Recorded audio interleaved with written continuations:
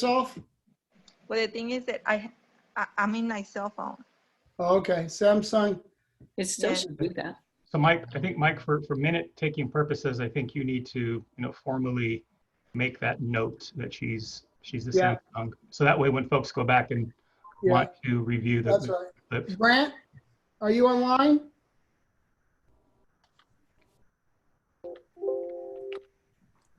Hi, Grant. Can you? We're good with verifying the name of the machine and verifying through her voice.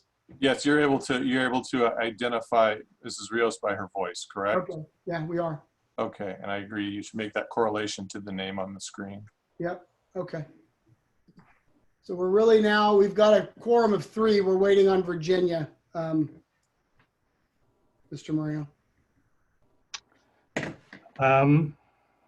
Already 7 minutes behind. So we have 3. So let's go ahead and start.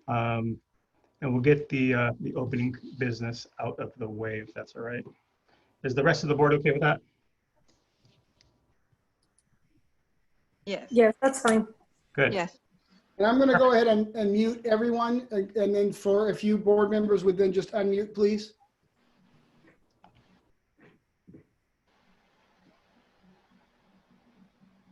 Cool.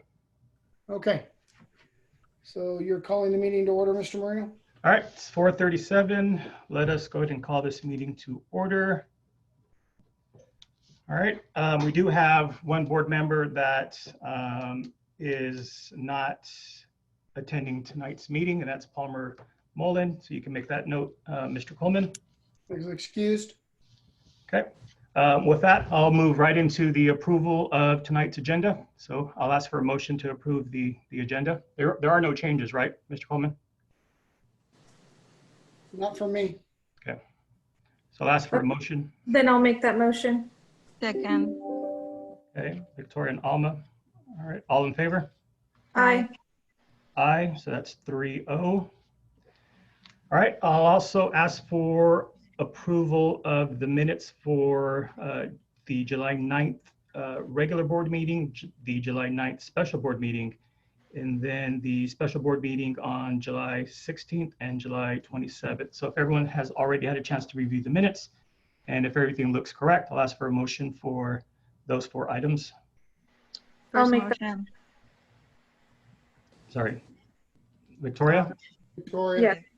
Okay, and then second. Okay, all in favor? Aye. Aye, 3-0. All right, well, just want to tell everyone, welcome to this virtual meeting of the Fairfax Elementary School District Board of Trustees. This meeting is held in compliance with the State of California and County of Kern Sunshine laws. We have a place on the agenda to hear from members of the public who attend our meetings. And it's always best if you can contact the superintendent before the meeting and have a place on the agenda for any issue you would like to speak about. However, if you haven't done that, prior to the start of each meeting, you may fill out a comment form and submit it to the clerk. Each item on this agenda may be discussed by members of the public. 20 minutes are provided for each agenda item, and several people can speak during these 20 minutes. Just please note that this meeting platform allows for members of the public attending this virtual meeting to be seen by the board and others in attendance. So we respectfully ask that members of the public, conduct themselves with the level of respect that this meeting requires. Any visible negative gestures, unmuting of your microphone that allows for inappropriate language or statements to be heard, or otherwise disrupting to the board, a person who's doing such action may be removed from the meeting. So thank you all for being here, and we'll get right into our first item of business. So that's public comment? Yep, any public comments? Yeah, I received 7 requests for public comment. 2 of them have asked that I read them, and then the rest said that they would be here to address the board. Most of them surround an item later on the agenda related to certificate in the personnel section. And a few ones, a general statement, and one as well, a parent wants to and the Zoom item. So I can allow, I guess, our parent request, and then I can read, and then we can let the rest follow. Does that sound right for you, Mr. Moreno? Sure. I would go parent. I'd go bulk up the majority of the same item ones next, and then end it with, the one off. Very good. So I'll recognize Jennifer Marufo. She asked to speak tonight. She's I'm assuming a parent in the district. Miss Marufo, are you available? Yes, I am. Okay, welcome.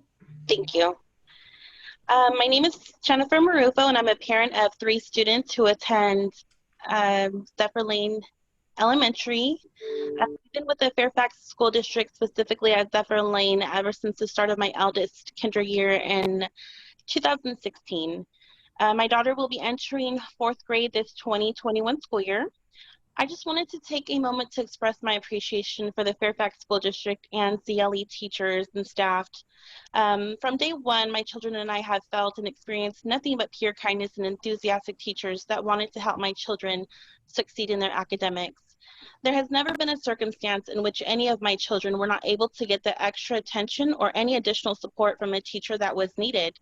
My children have taken part in some of the wonderful programs ZLE has to offer, such as the after-school tutoring program FAST and the more hands-on intrigue learning coding class. These 2 programs have been imperative in helping them succeed in their education. For example, FAST has helped my child by providing a space to overcome difficulties he's having in a specific subject. The coding class has helped my other child participated in, has helped him to explore his interest in the diverse areas of science and math. The gratitude that I have for the teachers at ZLE cannot be put into words. We need these teachers, and we need fully staffed schools to give our children these opportunities that they might not have if we cut teacher positions.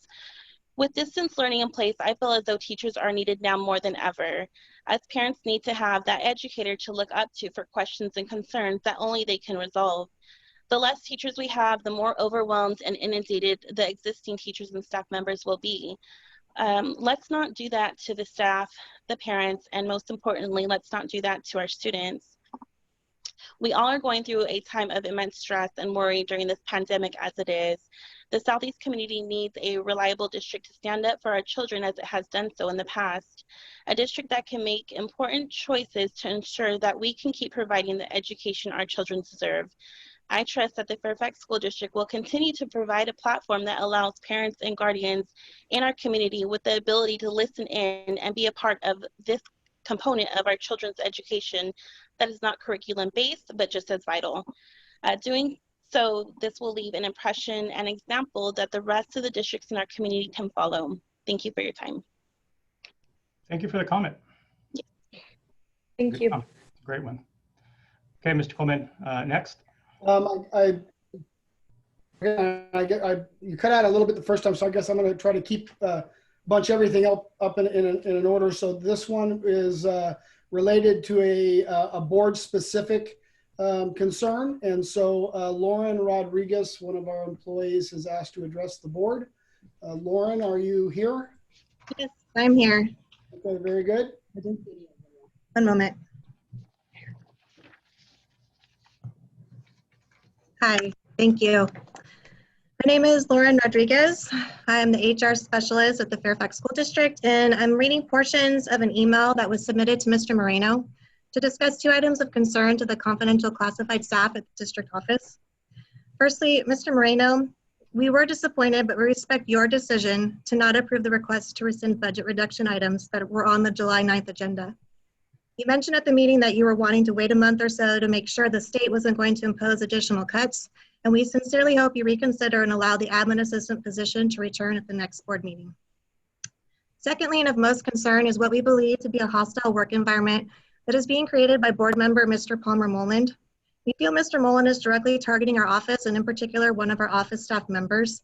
We have witnessed Mr. Moland behave in a harassing manner towards this person.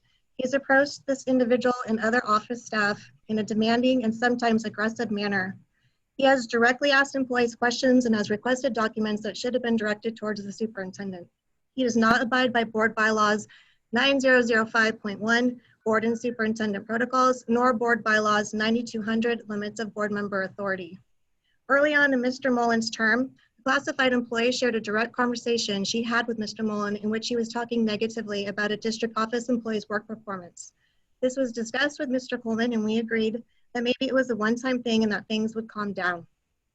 It has not. We recently learned that Mr. Mullen has continued these conversations with various employees. We are disheartened that such unprofessional actions would occur from a person in a position of leadership.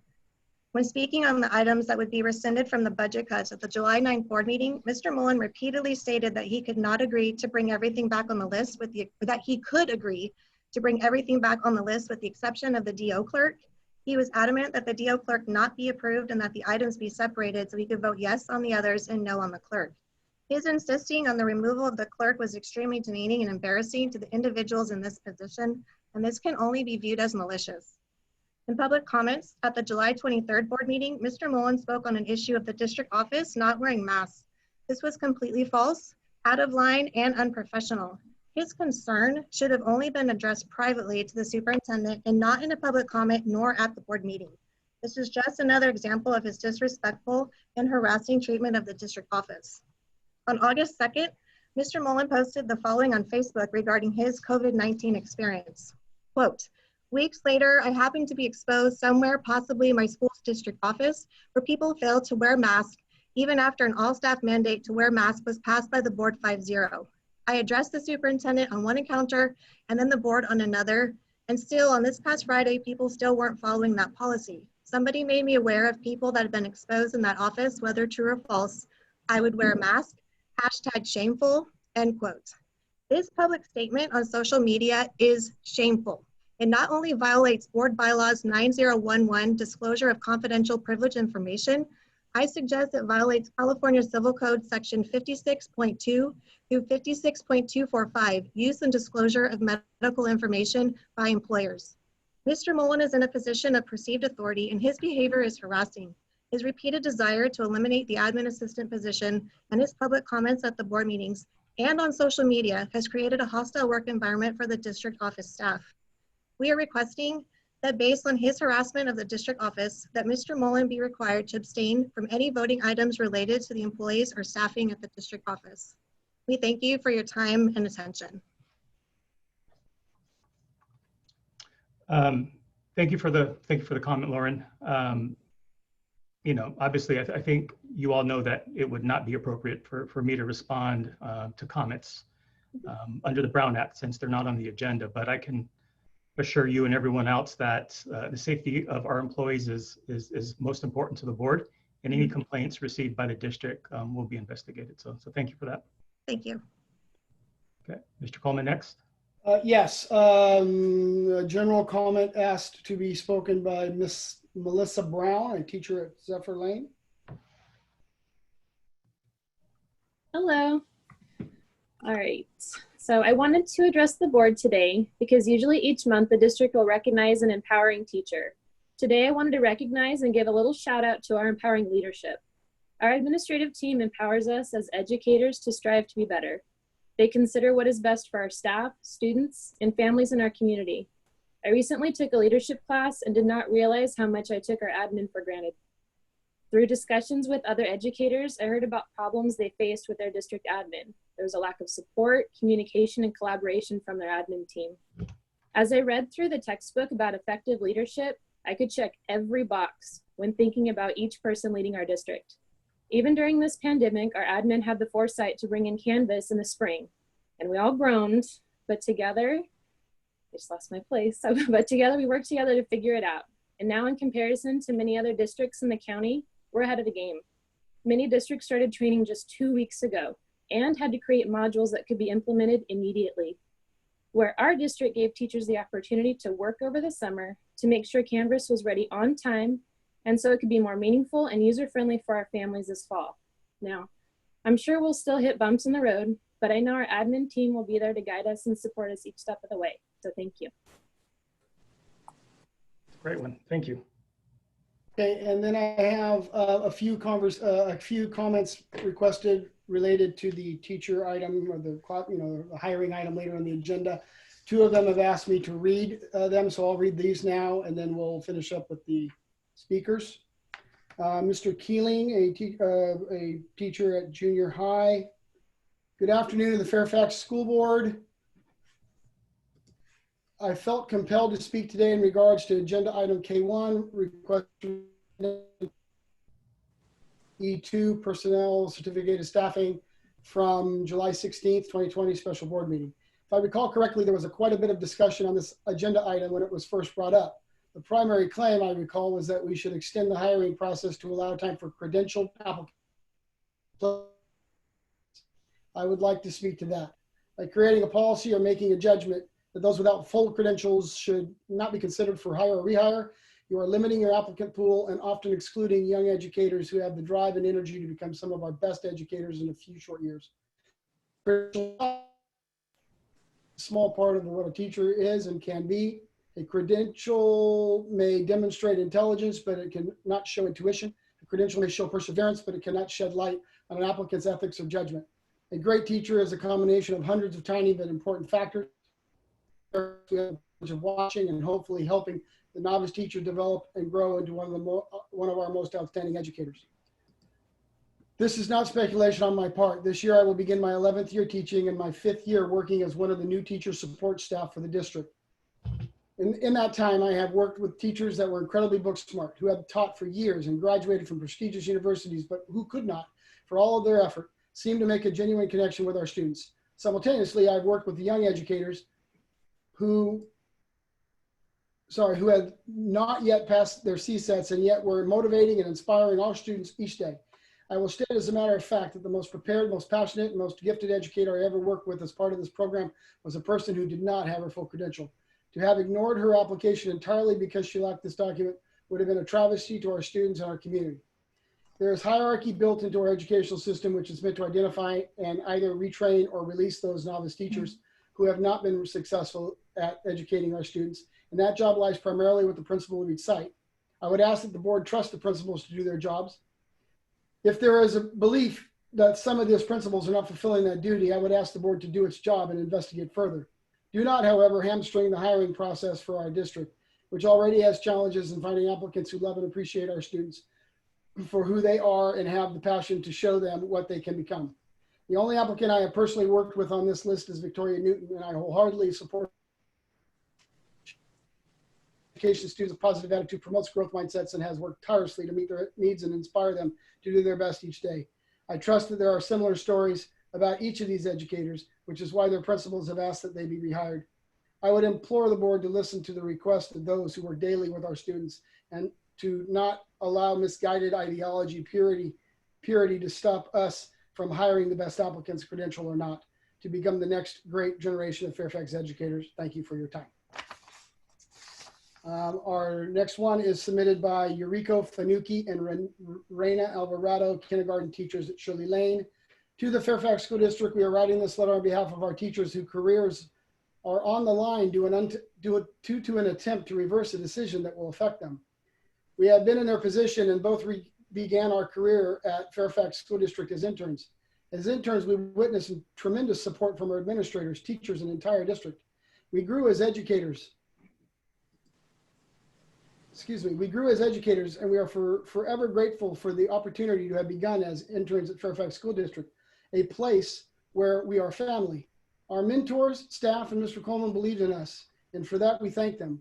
The love and support from our district has empowered us both to pursue higher education and have both received our master's in curriculum and instruction. This would not have been possible without the support of Fairfax Springs. We are writing this letter in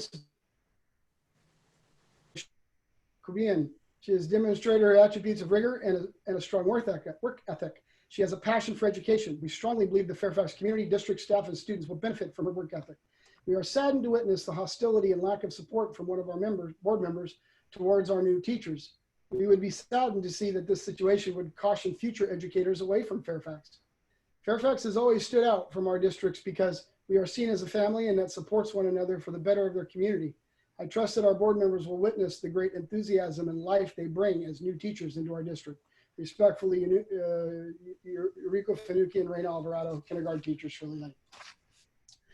And we have a Victoria Newton, teacher at junior high, has requested to speak to the board. Victoria, are you here? Yes, I'm here. Welcome. Dear representatives of the board. Okay. I love you guys. Oh, Okay. pardon. Hello, I am Victoria Newton. I come here before you today not only to advocate for myself, but for the fellow individuals listed for agenda item K1. I want to remind you that at this point in time, we are of the highest credentials that we have ever possessed within the district. That when we were considered and approved to teach last year, we were on less qualified credentials than we are today. That being said, there is a teacher shortage, and the credentials we possess today are even greater than what our Governor Gavin Newsom is requiring for the California qualified teacher at this point in time. I know for myself personally, I have met every contingency for both my program and the district to be able to stand here before you today, passing all required teaching exams before they were ever to be waived by the state. Considering that my fellow teachers are in the position that they are today, I believe the same is true for them.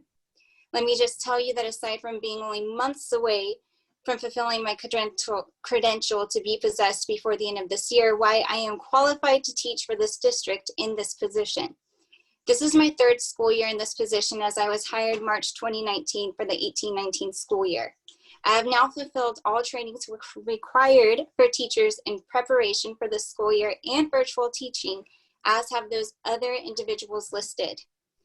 I have been personally invested in by Garday, Mack, Beckman, Clark, Davis, Burkhead, and Gage. I have been with the district since fall 2015 school year, and I have worked my way into this position today. I have worked at every school site in about every role there has been. I have been an ACES lead, a one-on-one aide, a yard supervisor, site lead, preschool migrant teacher, and substitute teacher. I have participated in about every professional development that has been presented to me. I am currently fulfilling the role as teacher, but let me tell you, the dream I have here does not end today. Finally, I want to share the highest credential that I'm proudest of, the respect of my colleagues.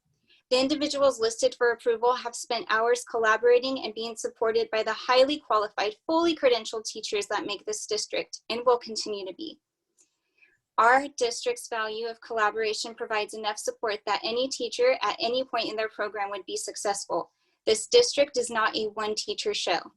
I ask that you consider the impact of your quality teachers and understand that we are not representation of our credentials alone, but of those that we are supported by and invested with. While we have started in circumstances with less credentials, we have been supported with the highest quality. Thank you. All right, thank you. And the last individual is Mr. Walker from KFTA. Good afternoon.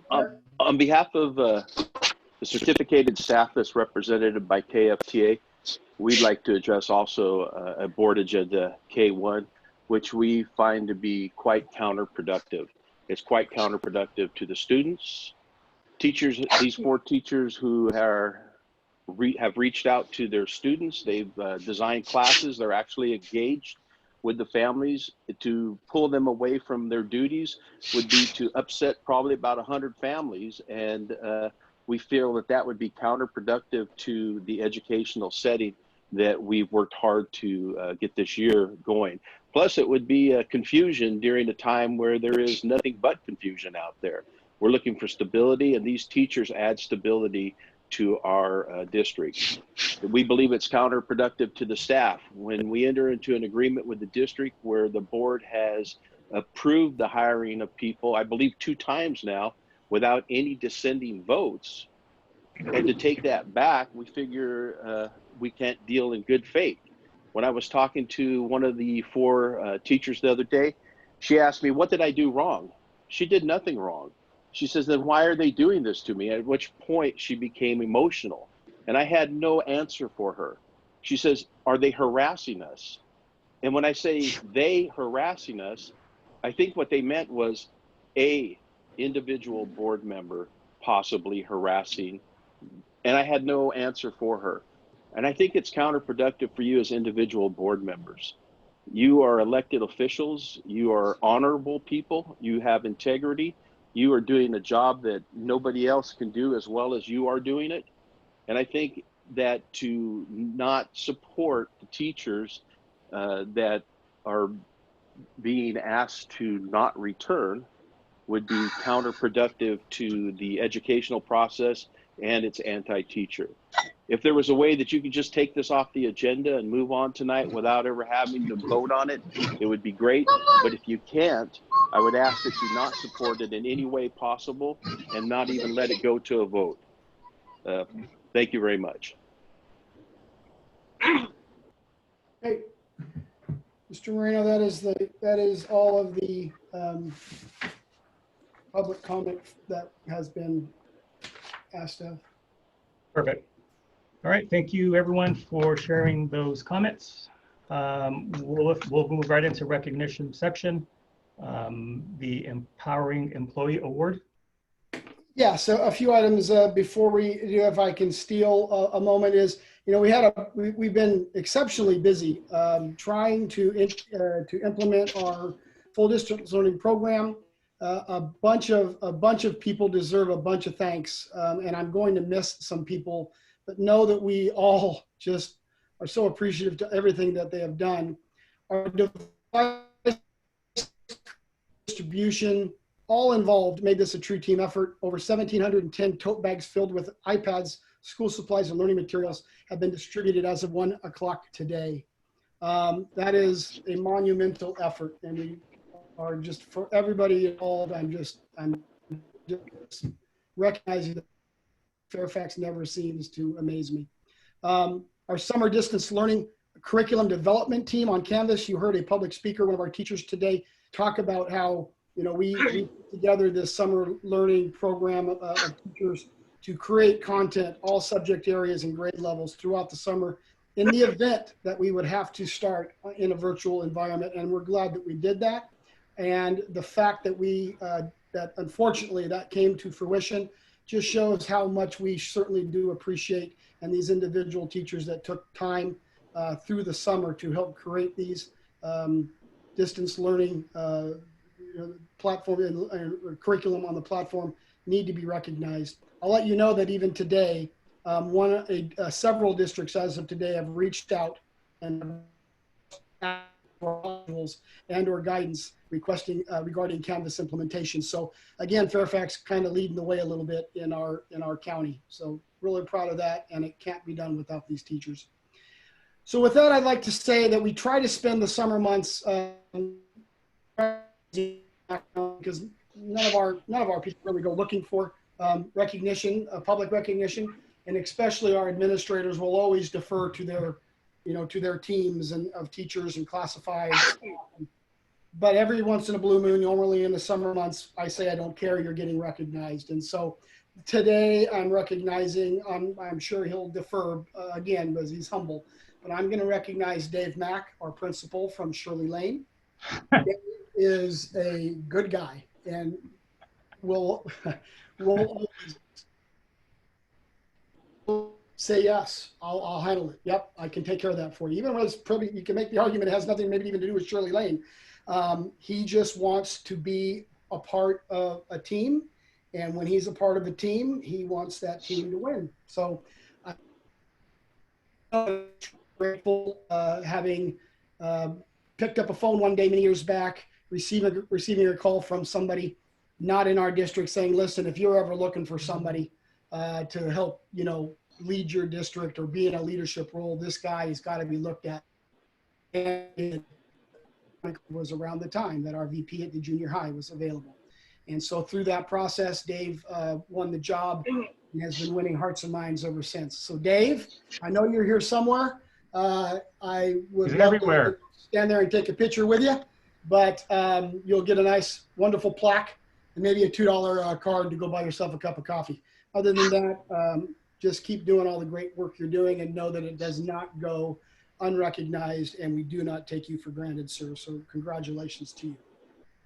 Well, I gotta say thank you. I appreciate it, but all the all this, it really goes to all the staff, the teachers that I've always gotten to work with, the different administrators that I've gotten to work with, both in the junior high, Sugar Land, and all around the district. I do feel very fortunate to be able to work at such an amazing district, and I appreciate the teachers that I get to work with each and every day, as well as the classified staff. It's just every day I enjoy coming to work. I enjoy working with each and every one of you. And again, all the people that I work with, they're the ones that deserve the award. They're the ones that empower our students and work with them. And I just get to be here along for the ride. So thank you. All right, well earned, obviously well earned. So Mr. Moreno, that's my recognition tonight. Good. Well, you want to keep the floor? You have a superintendent's report? Yeah, I do have a superintendent report. Again, lots of stuff going on. So if you've driven around our district, you know that the VA cafeteria took a hit, toward the end of the school year last year. And the repair on that is now progressing rather quickly after it was slowed down for a good little while on engineering related issues.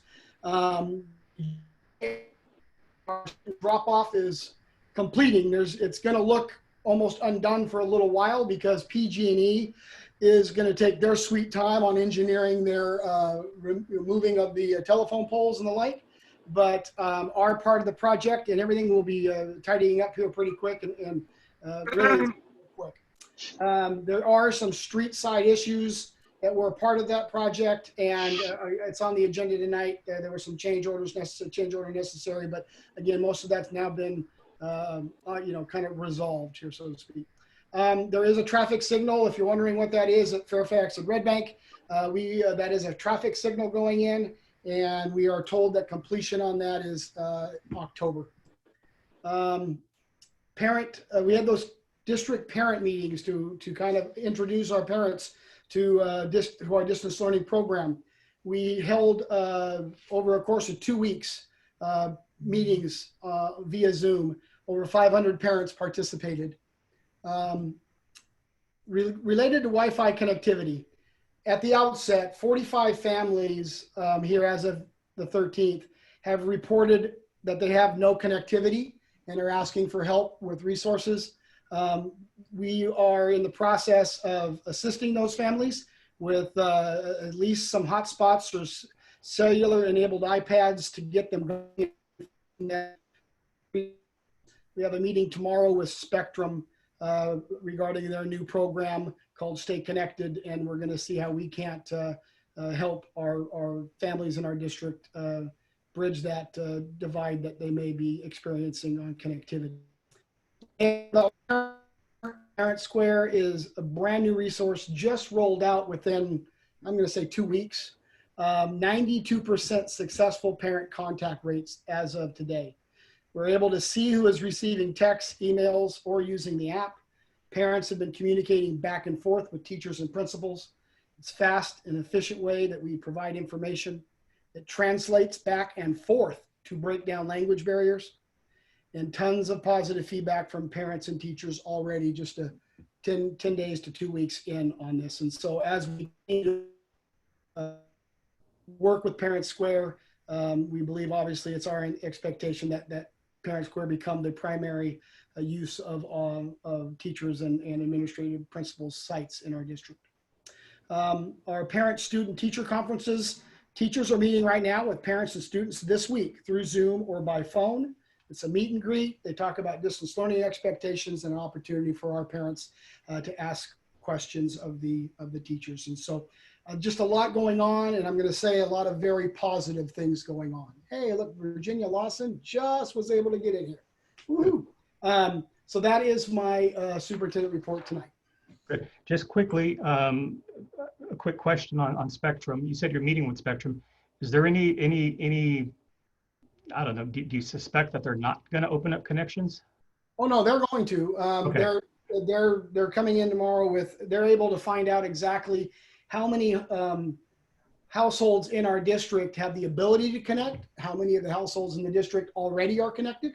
Okay. And then we're going to talk about how they can and what their program looks like and what the costs involved and how those costs are taken care of. So just a good entry level meeting tomorrow morning, And we're thinking that obviously we're thinking there's a connection there somewhere that we are going to be able to do some good stuff. So we're hopeful. So I don't know if it's my connection or your connection, but it keeps freezing up on me. Or you keep freezing on me. And then quickly, just a couple of thoughts on that, and then we'll move on. Is that I think you should also look at the families that that took on this additional cost, and see if there's anything that we can do there, and then maybe opening up multiple connections for some of those households that need to access multiple computers. So if you guys can somehow leverage that program with Spectrum. And then let me know. I'm just curious because I've been following this somewhere else, and I just want to make sure that they make good on what they say, what they've been telling everybody else that they've been doing. Sure, we'll keep Let me know what's going on there. Keep Cool. everybody informed. Yes, sir. Perfect. All right. If that's all you have to share, any board members want to give an update? Nope. All right. With that, let's just move into a couple of consent sections. So let's start with business and contracts. This is a consent section. There are a total of 9 items in this consent section. I'll ask for a motion for all 9, unless the board feels inclined to go through and discuss any of the items within this section. So I'll ask for a motion, or we can discuss any items of interest. I make a motion for 1 through 9. Second. All right. Victoria first, Alma second. All in favor? Aye. Aye. Is Virginia there?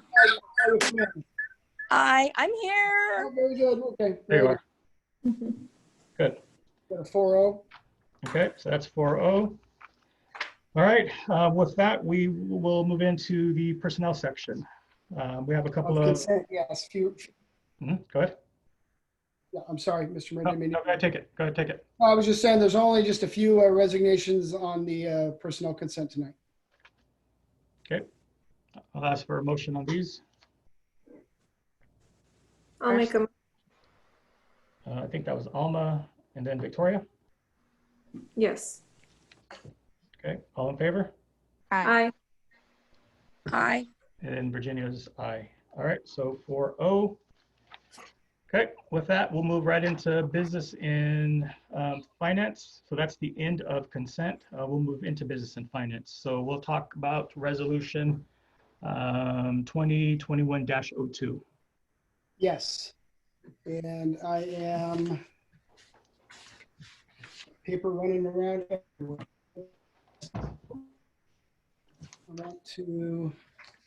It's up to the board on how we want to do this item. I can go rather quickly through it because it's really what this really is refinancing bonds from 2010 because of significantly better interest rates. So let me just pull up here for a moment since everything seems to have disappeared on me.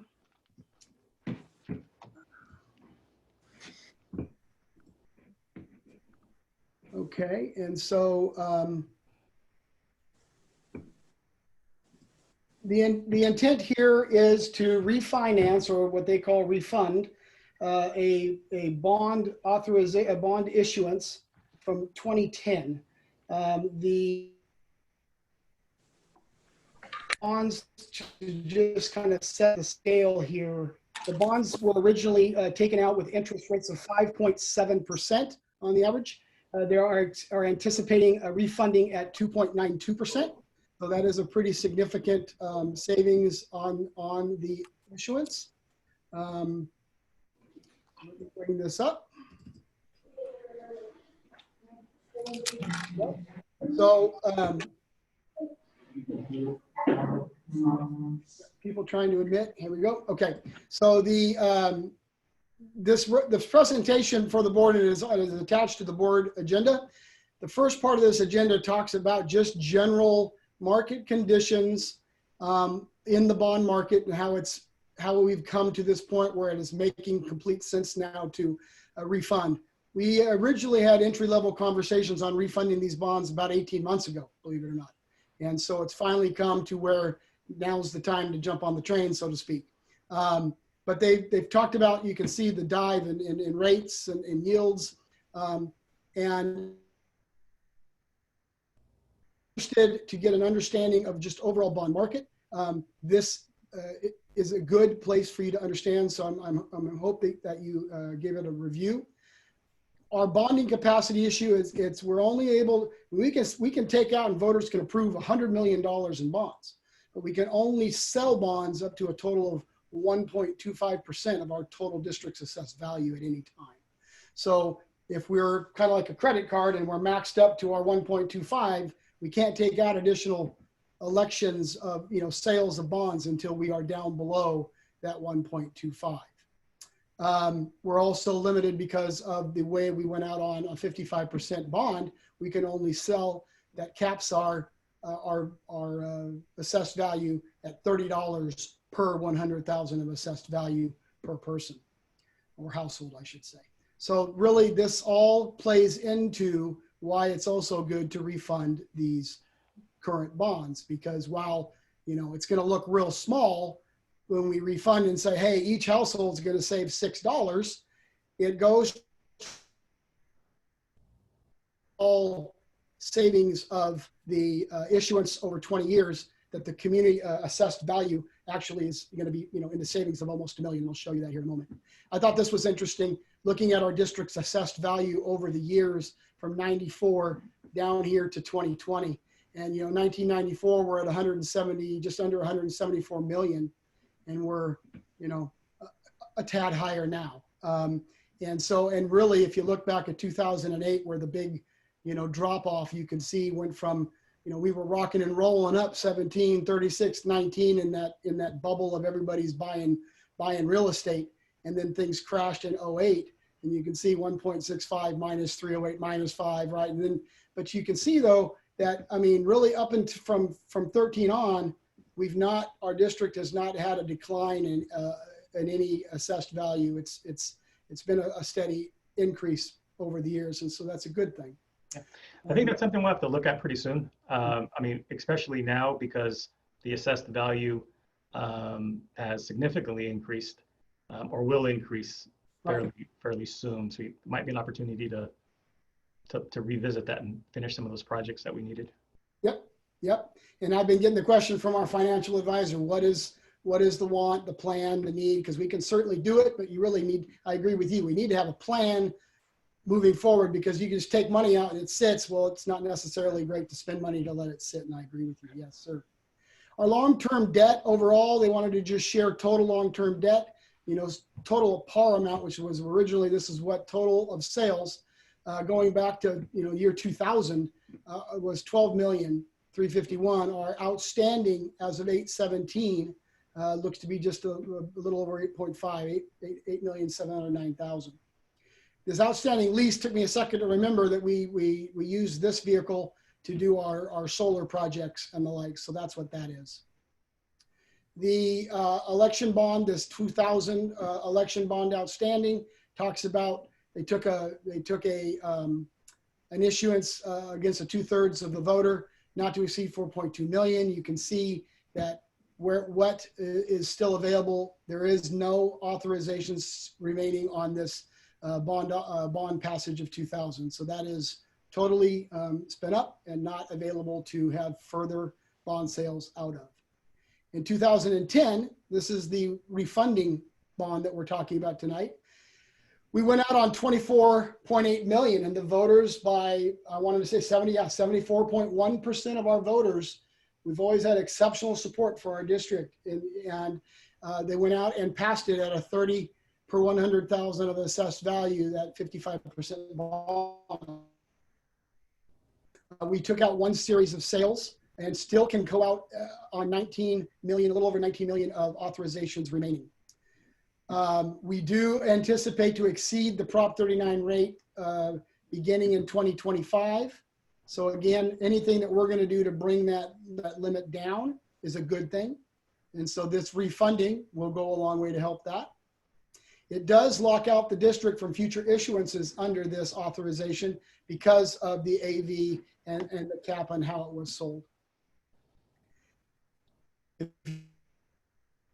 16 elections, this one had one authorization. The board approved it by, excuse me, the board, my apologies, the community approved it by 69.91% of our voters. Again, exceptionally great support.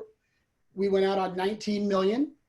We have issued one series of bonds, and we still have 16.5 million remaining in authorization capacity. And you can see here that, you know, if you're looking at it at a $30 per 100,000, you know, you can only bond up to here. This is where we're at as of right now. We've got space under the cap that we could consider sizing a bond based upon what we need to do. And so when we talk about the 2020 GO refunding bond, which is before the board tonight, we're looking at a refunding par amount of the $4,250,000 sale.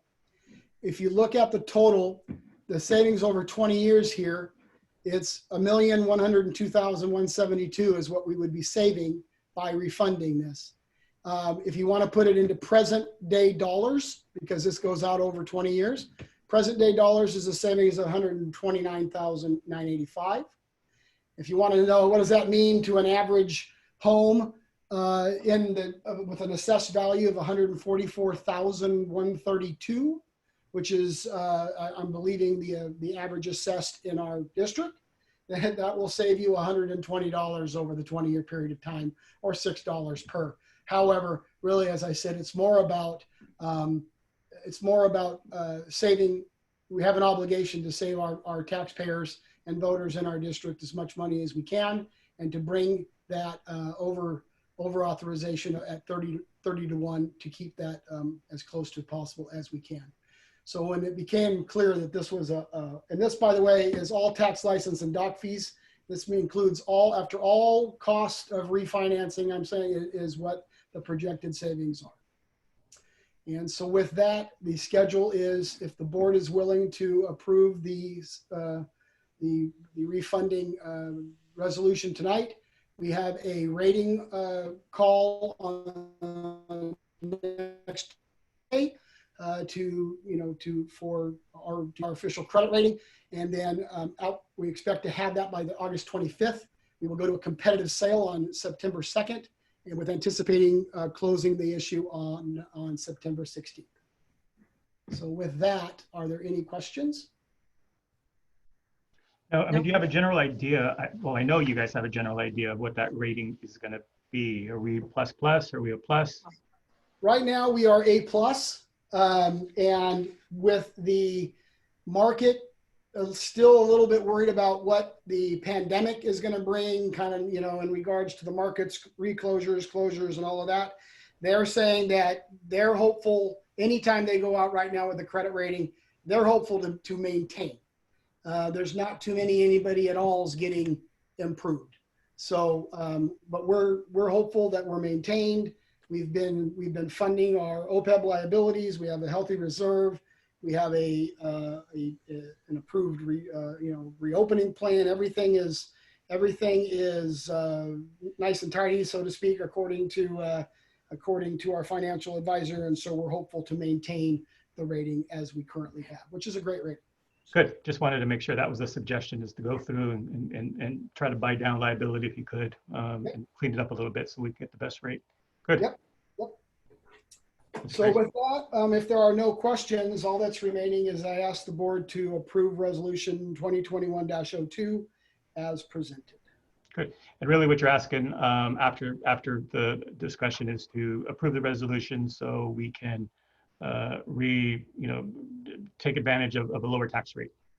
That's right. This resolution puts our team in place. It authorizes us to go out to sale to purchase bonds at present market rates and refund those to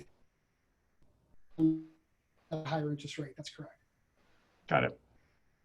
Okay. And with that, restarts that 20-year rate. Like I imagine what you're doing is it's just like any other refi for a mortgage. That's correct. Got it. Yep. All right, any board members have any comments, any questions on this item before I ask for a motion? No. No question. Great. All right, well, No. all right, thank you, Virginia. Okay, well, if someone wants to, make a motion so we can take action, that'd be great. I'll make a motion. Second. Victoria and Alma, all in favor? Aye. Aye. Aye. Okay, so technically that was 5 ayes for Virginia, right? Because the echo. You can only vote once, Virginia. Okay, so that's 4-0. Thank you. All right, then the budget update. Yes, Mr. Medina, do you have a presentation on your screen, or do you want me to run the presentation from mine? I can take care of it if you don't mind. Very good. I'll let you share the screen here, and off to the races you go, sir.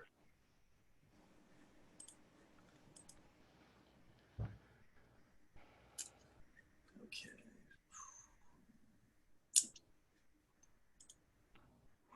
All right, welcome everybody. Want to first off saying thank you for joining us tonight. I really appreciate you taking the time out of your day.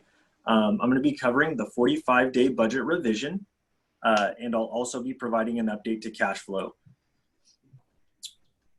So the 45-day revision is required by Ed Code, and we must present to the public any significant changes to the district budget based on the governor's final enacted budget. So we're required to do this within 45 days of the governor signing the budget into law. So the board at this time does not need to certify the budget or anything, but they will need to approve the proposed changes to the budget. Again, we don't need to submit any documentation to the County Office of Education, but we will be working collaboratively with them during this time. So there's been a lot of changes since we enacted our July 1 budget and approved it back in June. The governor signed his final budget into law. And the primary thing that affected us was the funded COLA for the LCFF, since that's really our lifeblood.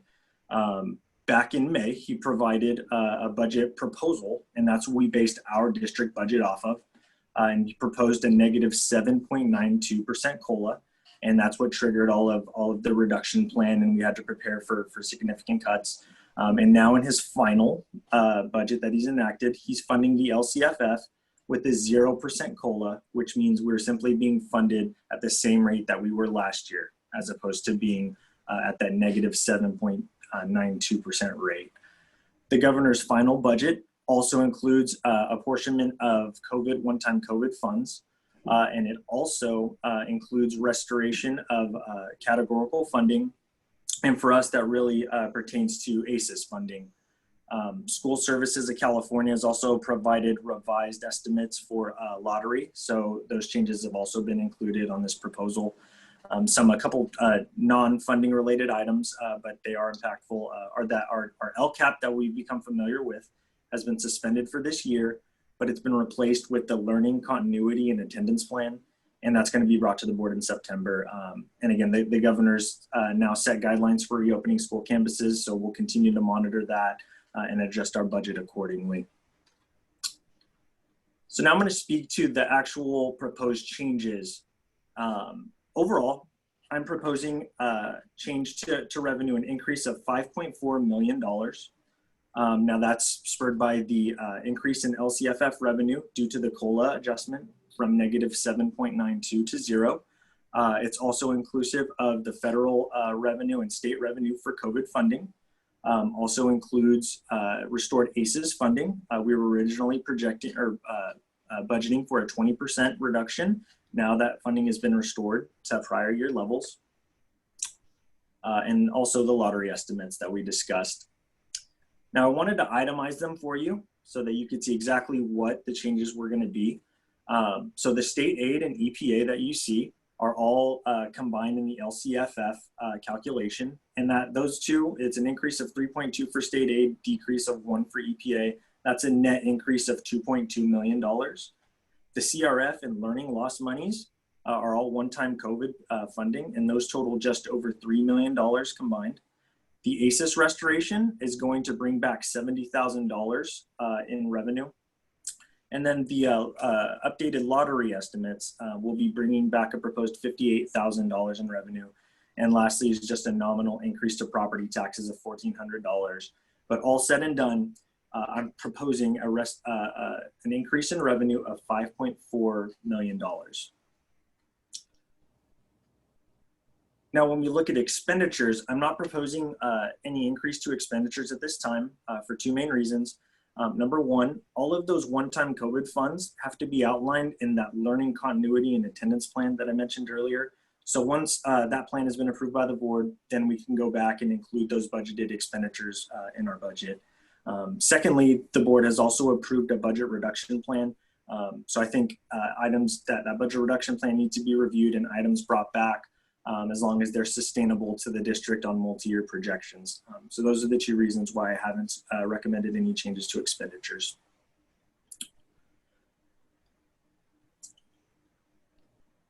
Now I wanted to talk about the change, an increase and decrease in ending fund balance. So when we approved the July 1 budget, this year we were projected to have a $430,000 increase to ending fund balance. Well, with all the changes from the governor's final budget that's been enacted, that is now increasing to $2.7 million. And again, I know I mentioned that the total increase in revenue was just over $5.4 million, but $3 million of that is restricted and pending the LCAP or the Learning Continuity and Attendance Plan. So the impact is really just due to the LCFF revenue and unrestricted lottery revenue. Now this concludes my budget, 45-day budget revision update. Now I'm going to be touching on an update to cash flow. And before I do that, I do want to just mention that cash flow and budget are two completely separate financial measuring tools. They're both critically important, but they are significantly different and have different sets of assumptions. The budget is just our overall plan. It says we're going to receive X amount of dollars and spend X amount of dollars. The cash flow, again, focuses on the cash and looks at when is that money coming in and when is it going out. So again, they're completely different, but they are critically important.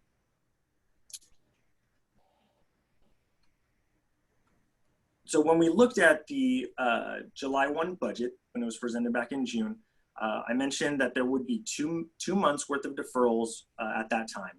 Now with the governor restoring funding, he's also included a stipulation on the budget that includes a schedule of 5 months worth of deferrals. So now we're looking from the span of February to June. Any money that's coming in at that time is going to be deferred until a later date. So part of our money that we're going to receive in February is now going to be received in December. March, money is going to be received in October, and so on all the way through June. So I've created a cash flow, and that's listed on this slide right here. And really what this does is really show us where the district's going to be in terms of cash by the end of this year. And again, this cash flow doesn't assume any type of interfund borrowing. It really is just a guide to see, what is the hole that we're going to look to be in at the end of the year. So I really want to point your eyes down here to the very bottom, row D and row E. Row D is a monthly net cash flow for the district. And if this number is positive, that just means that the district brought in more money than we had going out. If it's negative, then it's the exact opposite. And that last row E is the district's cash. That's what we have in the bank. So even focusing further into that little red box, those are the months where we're looking to have deferrals. That's February to June. And you can see each of those months has a negative cash flow. And when we look at row E in that box, the very last number, that tracks our cash balances through each month. So again, as you look all the way down to April, that's about the time when we start to run out of cash. With our $35 million budget, $115,000 in the bank really means that we can't make another payroll. We're essentially out of cash. And then you see by the end of June, the cash shortfall that we're facing is about $5.3 million. So knowing that, I've prepared this slide, which shows what it would look like if we had an influx of cash from trans and interfund borrowing. Now I just use these numbers as an estimate, and the final numbers will be different, but it's just to give you an idea of what the cash flow would look like when we do some type of interfund borrowing or external borrowing. Again, looking at the red square now, you'll see our ending cash balance remains positive from February to June. And then when you look in the 6 months after, when we repay all of those interfund borrowing and external fund borrowing debts, we still remain cash flow positive through July and December. So really just to recap, the deferrals are going to begin in February. They're going to end in June. So we need to plan for that. We need to look to other sources for other inflows of cash. Again, interfund borrowing from ourselves is the easiest and it's the most inexpensive, but we also need to be prepared to issue trans, which are tax revenue anticipation notes. I'm working right now with 2 different firms to see which one is going to be able to provide us with the best terms and the best rate. And then I'll provide a recommendation once that becomes clear. But both groups have made it clear that October is about the month when this trans process is going to begin. And it all begins with a resolution by the board saying it's okay to begin the process of issuing a tran. So as more information becomes available to me, I will let the board, I will update the board. So looking ahead, I'm going to continue to monitor the national and state economies and cash. That's going to be critical this year, especially with the deferrals. I'm closing last year's books, so I'll be presenting the 1920 unaudited actuals to the board next month. And way off in the horizon, we've got the first interim for this 2021 year, and that'll be brought to the board in December. So that really concludes my presentation tonight. At the beginning, again, it was the 45-day budget revision proposal, and I do recommend the board approve that proposal. But that concludes my presentation, and I welcome any questions. Good. So comparing the initial budget with the current update, has ADA changed? So we are being held harmless this year. So whatever we were being funded at last year for ADA, that's what we are getting this year. Okay. So I just want to make sure that, because you didn't bring it up. So I just wanted to make sure that didn't change and that number didn't change. When you talk, so a couple of things. So I'll start from the most recent question and I'll work my way back. Interfund borrowing, I know at one time we had some revocable funds, and I'm not sure if we still have revocable funds. So where are you going to inter-borrow from? So we have several different funds. We have Fund 13, which is our cafeteria that we can borrow from if we need. We have Fund 20, which is a special reserve fund that we have just over $1.3 million in right now. We also have developer fees that we're able to tap into. It would take a little legal, we'd have to ask our legal department before we would be able to tap into any possible bond funds because that could be an issue, but it's possible. So I'm looking at any other funds with the exception to our OPEB, Fund 71 are the only funds that we're not able to readily tap into, but those are all on the table. Good. If we enter borrow, are we allowed to charge ourselves an interest rate? Yes, I believe all of that is laid out in Ed Code, so it must be repaid according to the stipulations, and I believe interest is all part of that. Okay, just wanted to make sure on that one.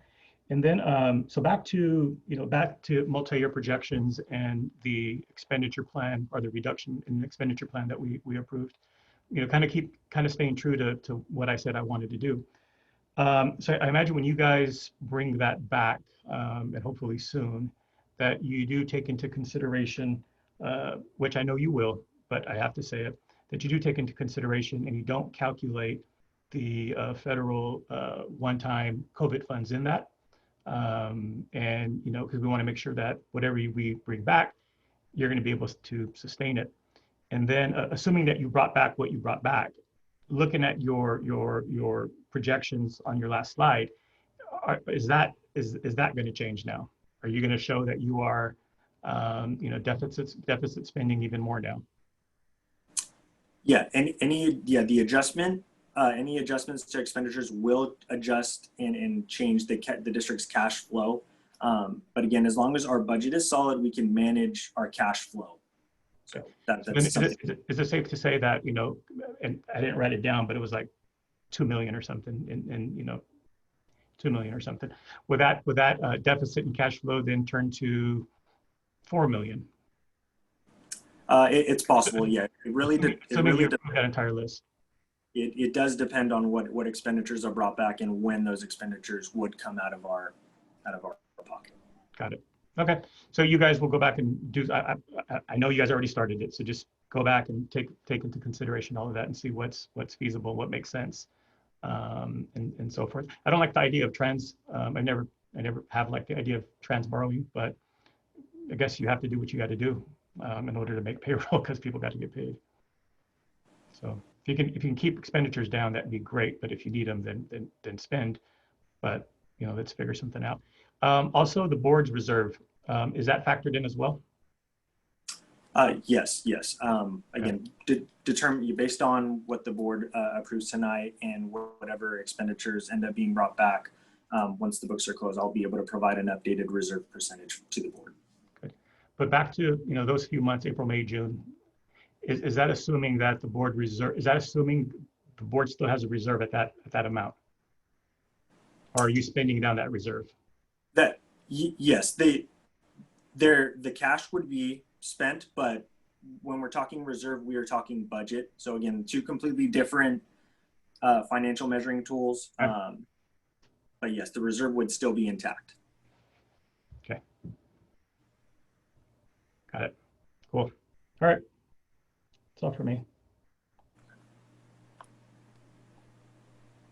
Okay, that works. Thank you, Mr. Medina. So if there are no questions, Mr. Moreno, I ask the board to approve the 45-day revision. Got it. All right. Any board members want to make the motion to approve? First motion. Or take action? Alma? Yeah. Virginia. Virginia? I shall move. I second. I lost you for a second. Got it. Okay. Virginia second. All right. All in favor? Aye. Aye. Aye. All right. 4-0. Wonderful. Change order. This is Mr. Moreno's favorite subject of any agenda. I know.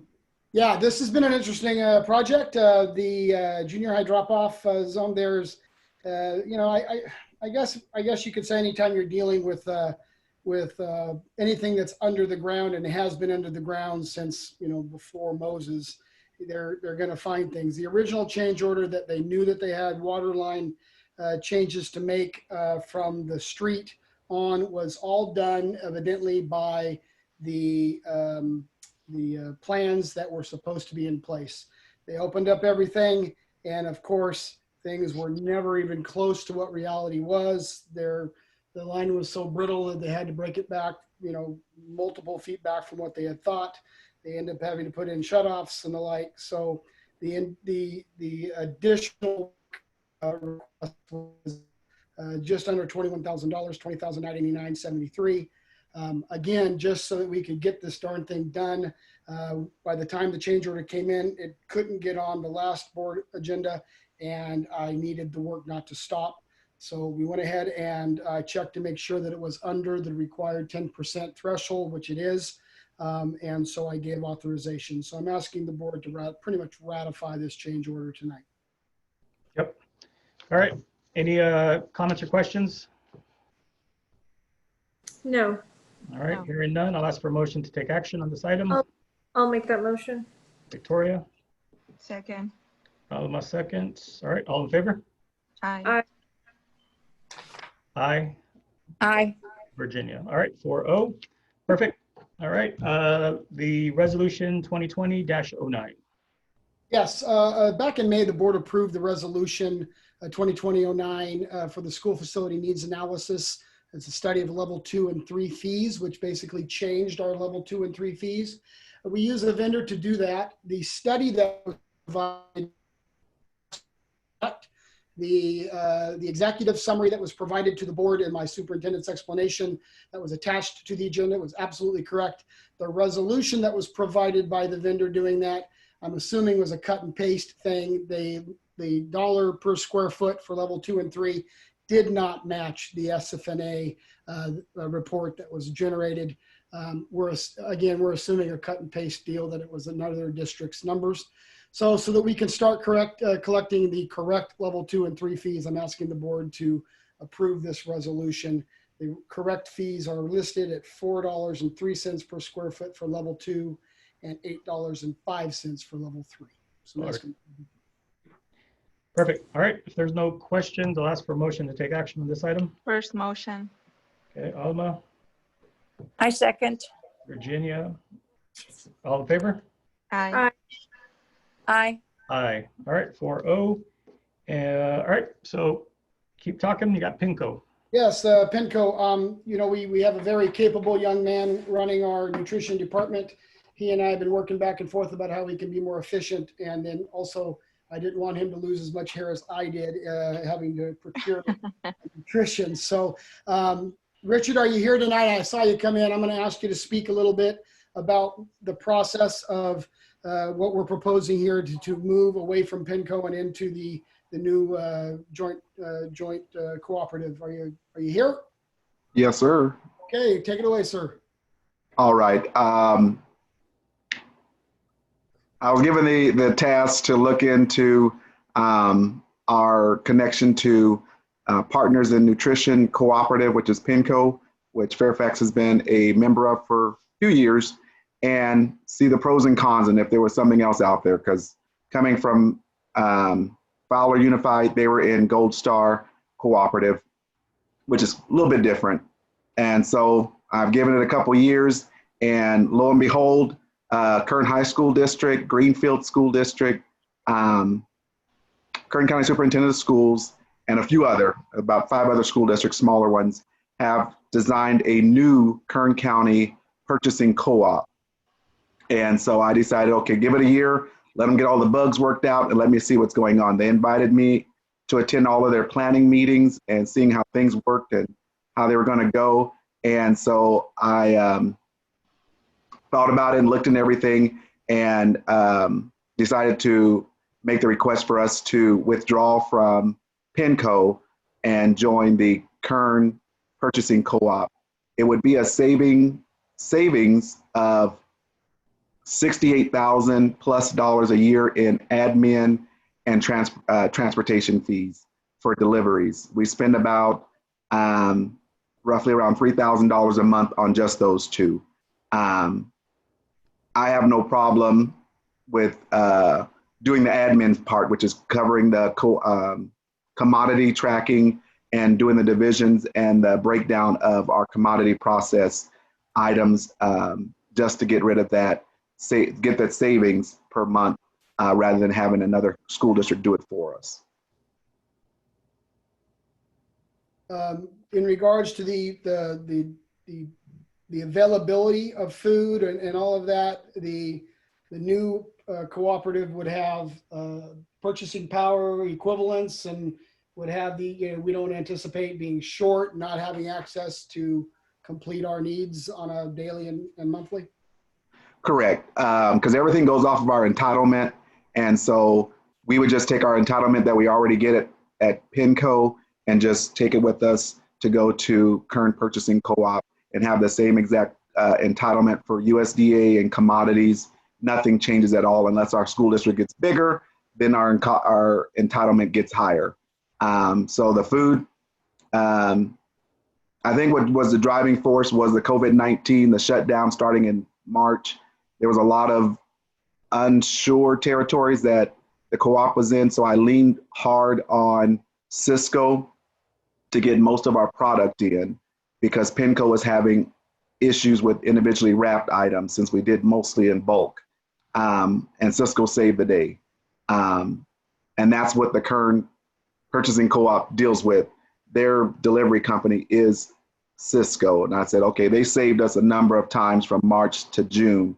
So it just looks more feasible and more understanding that they might have a bigger buying power or bigger mouth to get more things done rather than PINCO. And cost of food items, we don't, with purchasing power from PINCO being larger or smaller, we don't anticipate having more expensive on food or similar pricing. Any of those concerns? Similar pricing. I talked to Raphael, the nutrition director for Kern County Superintendent of Schools, which we consider one of our smallest school districts.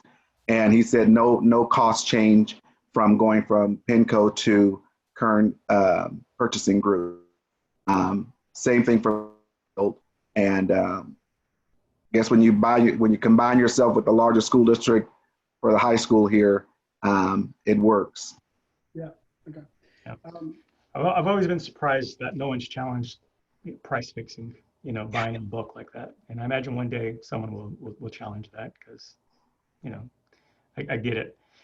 So just in terms of comparison, and I don't spend enough time in the cafeteria to know the terminology, but I imagine carrots from PINCO are the same carrots coming from the next group. Yeah, they are.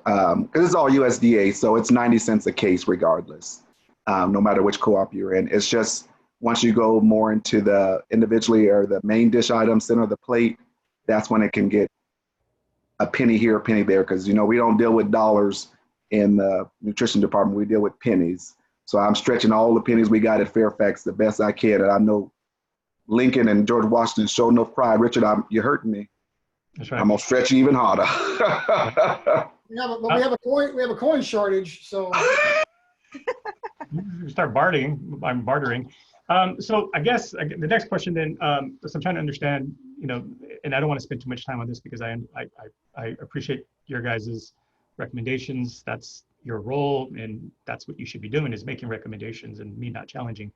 But for me, just kind of understanding, so I can put some thoughts to rest. Because I thought on the federal level, I thought we were being reimbursed per student, regardless of whether they ate or not. So then the next question would be, if the federal is giving us money, why are we concerned about cost? If it's some sort of cost reimbursement allocation that they're doing. Our allocation, it's all of our reimbursements come because they eat. If they don't eat, then we don't get the reimbursement. The blessing in disguise from COVID-19 was we went to seamless summer, which gave us a higher reimbursement rate from federal, but we're back on national school lunch. And that reimbursement rate was about $6.70 per student per day. We're back to the normal national school lunch one, which is about $4.79 a day. So we lost $1 per day. So it hurts, but as what we were doing with before, we didn't have that extra dollar anyway. It just gives us, it's more or less for small little things where if we went on our own as a 2,700 student school district, we wouldn't get it, but combining with Kern High, we get the better pricing. Mr. Moreno, also, the cafeteria budget includes not just the budget for purchase of food. It includes all the other budget related items in regards to personnel that you have to hire. Admin, supplies, all that. Yeah. So anytime that we can be as efficient as we can in purchasing our food stores, then obviously the cafeteria program will run. Yeah, got it. So doing the cost benefit of going this route, because you said something, Richard, that worries me a little bit, that you said about that you'd be doing the admin stuff now. Sometimes a little savings here isn't worth the headache of admin on the back end. So I just want to make sure that you guys have really ran the numbers and did some sort of analysis to realize that the additional work that you'll have tracking all of this is worth it, because I imagine you're better used elsewhere than tracking a box of carrots from Alabama somewhere. You know what I mean? So just imagine you guys have went through all of that and you guys have determined it won't be a whole lot more work for you. Yeah. Okay.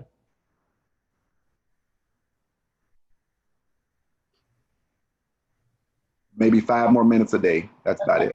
I had to think for a minute. It's not much. All right. All the programs already are listed, are built in my computer. So it's just crunching in extra numbers. Got it. This is your space, not mine. That's why I'm asking. I just want to make sure, because I'm over here thinking you're going to spend hours and days of not tracking undeliverables and where are they at and what's going on and where's this vendor, where's that vendor, and why isn't it packaged over here? So I just wanted to make sure you guys were good. Cool. All right. All right. So we'll be bringing, Richard, my understanding is your one is to bring a resolution or request to leave PINCO and join the other group at the next board agenda. Is that correct? Correct. The deadline for PINCO to withdraw is October 1st. Okay, good. So I think, and so this was a discussion item. So I hopefully, between now and then, the board, should they have any questions, should reach out to you, Mike, and get some clarification that way.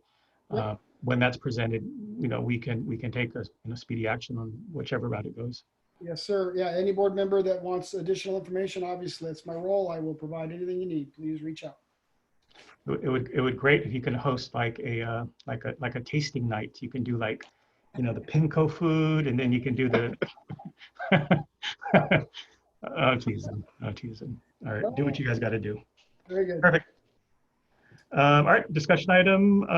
Now we are on a voting item. This is the annual consolidated application for Yes. The board federal. has acted on these every year. This is our app. It usually acted on it here in end of July, but it got pushed off a little bit for COVID-related reasons from the feds. But it is due now, and so this is the process that Title 1, 2, 3, and 4 funds. And by doing that, we also are there's a list of certification of assurances, and this is what this action will do today. So I'm asking the board to approve the application. Okay. Any questions on, again, it's an annual requirement. We see this every single year. Any questions on the consolidated application? Otherwise, I'll ask for a motion. First motion. Okay, Alma, thank you. Second. Okay, Virginia. All right, all in favor? Aye. Aye. And then Victoria? Aye. Aye. Oh, thanks. All right. So, all right, so we got some board policies to finalize. Yes, at second reading, originally were the to animals on campus. A board member had a question. We're gonna make sure that there's a liability answered on that, and we'll bring it back at the next meeting. But before the board tonight, it is requested. Sorry, say that. I missed that first part. You said what? That we'll bring those animals on campus policies back at the next meeting. Okay, got it. Okay. And so yes, and then before the board tonight, then is our policies related to Title IX. Now, from schools legal related to these specific policies, that legislation that is due to come into effect mid-August, that they, of course, a good lawyer is always going to say, get compliant. And so they're hopeful that the board at first reading and keep us compliant. If the board is uncomfortable, it is what it is. We obviously could go to second reading, but the request, what I did was for those that we did not have, which are the first three, we did not go cowboy on these. We went straight CSBA model policy. And then the ones that we related to sexual harassment listed below those three that we already had, but the revisions are what are being requested. Again, the revisions, only CSBA revisions, there's nothing that we are adding to them. So at the end of the day, we end up with CSBA recommended policies on Title IX. So if the board is so willing, I would request the board adopt these at first reading. But again, I leave that to the board to discuss. Yep. So has everyone had a, and you don't have to be honest, but has everybody had a chance to review the policies? I know personally I've went through them. I'm okay with the way they're worded and they stand now. But, just a quick reminder that I think this is intended to bring us into compliance. And I think any revisions or amendments, we can always bring back at a little later time and clean up the language. But it's kind of an urgent request right now to quickly bring us up to compliance. And then I guess we can work backwards if a board member feels that there's a need. I know I've looked through them a little bit, and by no means am I an attorney, but considering all that's happening in the world, it makes sense why, all the language has changed. So any questions on these policies? No. No questions at the time. No question. Okay. No questions. Perfect. So would someone like to take action?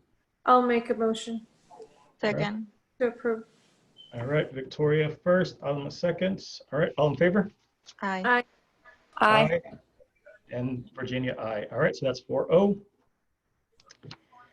And then we will move into item 2, which is a board meeting. And in all fairness, there was a couple of agenda items that were asked to be pulled by the board member who asked to put them on. The request came in a little late. So I went ahead and left a couple of these items on here, and this was one of them. So the request was to table, whether or not, or consider tabling this item, but I figured I'd ask the board, whether or not we want to table it or kind of take action right now. And the question really is whether we continue with virtual meetings a little longer, or whether we come back to the boardroom. So really, I guess the question is, should we continue board meetings through virtual means? I believe we should continue virtually, maybe sometime close to when kids go back to school. Yes, I agree. If it's not safe for students, it's not safe for all of us. Okay. Alma, do you have an opinion on it? No, I'm fine. With staying virtual? Yes. Yes. Cool. All right. Well, so maybe we go ahead and just maybe take some action on it, and we can have something for the record. So I'll ask for a motion to continue with virtual meetings, and we can revisit it, at the end of first quarter. A motion to continue with virtual meetings until further notice. Okay. Is there a second? Second. Second. Okay. I'll go Alma. All right, Victoria, Alma, all in favor? Mr. Moreno? Yep. Aye. Yep. Just so I'm clear for the minutes, the recommendation from Ms. Cornell was to continue with the virtual meetings until. Good catch. I was thinking it, I just didn't say it.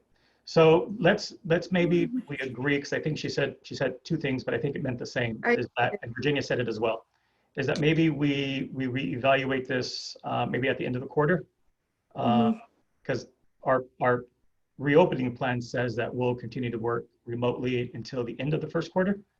So maybe we just align everything with that. Okay. If that's okay. Yeah. Again, with the understanding that if we need to bring it back, then we bring it back. Yes, sir. Okay. Got it. All right. I kind of prefaced a little while ago that this next item. There was a Miss Cornell and Alma. Was it a 5-0 vote? It was a 4-0. 4. Oh, yeah, sorry. 4-0 vote. Okay, sorry. All right. Okay. So we also have an item in personnel that we have to take action on, but it was also tied into this closed session. So maybe I just make the statement now that item K1 was an item that was requested by a board member. That board member is not present today, but did indicate that he no longer believed this item was necessary. So really, whether or not we need to take action on K1 is really going to be dependent on whether we go into a closed session or not. If the board, trusts, my direction and leadership on this, I would suggest that we don't go into a closed session, and maybe we also don't take action on the subsequent item as well. So I'll leave this to a discussion on whether or not we should go into a closed session at this point. So the questions on the table is, do we need to go into closed session to discuss the following item? I think we don't have to go. Okay. Any thoughts, Victoria, Virginia? Yeah, there's no need to go into closed session. Just remove it. I agree. Well, I think on this one, Virginia might need to abstain if I'm correct. That's correct. Yes. Got it. All right. No discussion or action from Mrs. Lawson, please. Yeah. Right. Got it. All right, so we won't go into closed session. So that brings up to item K1, personnel, which the request was to rescind action taken under agenda item E.2 from the July 16th special board meeting. So again, the question was, whether or not we should take action to rescind the hiring of certificated staff. So at this point, I think I heard it, but if I could just ask the question one more time, do we need to take action to rescind that action that was taken? No. No. No. Okay, good. So with that, and maybe I look towards you, Mike, or even Grant, do I need to take formal action, or can I just let it be? Minutes are going to show that it's tabled, never to come back. So, Mr. Moreno, yeah, you asked if there was a motion. I kind of took your statement to be, is there a motion to rescind? And there was not, right? Correct, that's my intent. So if I'm correct, then the item dies. Okay, just want to make sure I give the correct language just to make sure we put an end to this. Yeah. Okay, good, perfect. All right, so vote or no vote? It dies. Guys. Got it. Done. Okay, thank you for that. So I just want to make sure one more time. Alma, that was a no. Victoria, that was a no. And I think Virginia, I heard no. And then that would be a no. That was. Okay, and a no for me as well. There's no need to take action on this item. And Mr. Moreno, just sorry, I may have confused the issue because in thinking back, if you called for a motion and the vote was no, then that's proper also, and that's how it should be recorded. So perfect. I prefer to do it that way. Okay. So let's do a roll call. So all in favor for resending? Okay. So what do we have to say? No. So, okay. So all in favor. So all in favor for resending? There was no yays. So nay for me. Nay. Nay. Virginia. And Virginia's not voting. Abstain. That's right. Virginia, abstain. Thank you for catching that. So that's no yeses and 4 noes. Sorry, 3 noes. 3. Yeah. Okay. All right. Thanks for that. So let's move right into the next item, which is the certificated admin staff hire. Yes. I'm just making notes here. Okay, excuse me. So tonight on the agenda here on a certificate administrative, we lost Ms. Dewey to a promotion for her, and to replace her, we ran a search. It was a pretty deep field. We pulled from a number of areas, including there was one very capable candidate in interior, but given the deep pool, the obvious candidate that came to bed was a gentleman named Eddie Vela. Eddie was last in Kern County as an administrator, as the dean of students from Arvin High, moved down south and did a number and is looking to move back into Bakersfield. So all of the panel, all the subsequent checks of everybody that knows him. I can't find a negative recommendation on the man. That Mr. Vela be hired tonight as the assistant principal for Fairfax Junior High. Okay. All right. Any further conversation from the board? Any questions? I'm glad that Mr. Coleman thinks he's a great fit for our district, and that's excellent. Thank you. Good. Perfect. All right. Anyone want to make a motion to move to the next level on considering this person for hire? I'll make a motion to approve. Okay. Is there a second? Second. Virginia, second. Okay. All right. All in favor? Aye. Aye. Aye. So I just want to make sure I heard Victoria. Elma? Aye. Aye. Aye. Virginia, got it. Aye. So that's 4-0. All right. Moving on to certificated staff. Mike? Yes, we lost our school counselor at the junior high, and again, there's enough interested individuals on the search. Our job descriptions were, people have been really looking at trying to improve our ability to find people that are bilingual in certain, obviously, certain line positions. This individual not only is bilingual, but comes with a PPS as in tow and experience, as well as some additional training on grief counseling and the like. So we were real excited that we're able to grab her. And so I'm recommending that the board accept my recommendation to hire her, and I'm accepting our panel's and Mrs. Burkhead's enthusiastic recommendation to hire her. So that's my recommendation tonight.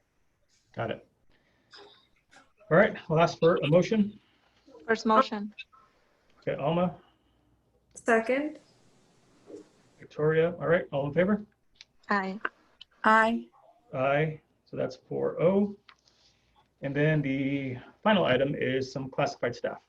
Yes, these are replacement positions, retirements through MOT and some moving on, and so to speak. So through the processes, we're able to come up with the following individuals recommended for promotional. Ends up being promotional. These are all people that are working with our district already and finding a promotional opportunity. So we'd like to recommend them to their new positions. Perfect. All right, any questions, any comments? No, I'll make a motion to approve. All right, Second. Victoria and Virginia. Okay, all in favor? Aye. Aye. Aye. All right, 4-0. All right, with that, anything else? I think that ends the meeting for tonight. Anything else before we close out, Mike? No, sir. We'll give you an update, everybody, tomorrow on your emails, kind of sharing with you the success of the week, and we'll keep you all informed. Perfect. Okay. Cool. I just All want to say really quick before we close off, thank you everybody for all of the hard work that's being put. Really, really appreciated. Appreciate everybody. Thank you. Good. Okay. With that, I'll ask for a motion to end tonight's meeting at First motion. Alma, second. Second. Virginia. All right, all in favor? Aye. Aye. All right, thank you, everybody. Good night. We'll talk soon. Good night, guys. Thanks for all being here. Thank Bye. you. Aye.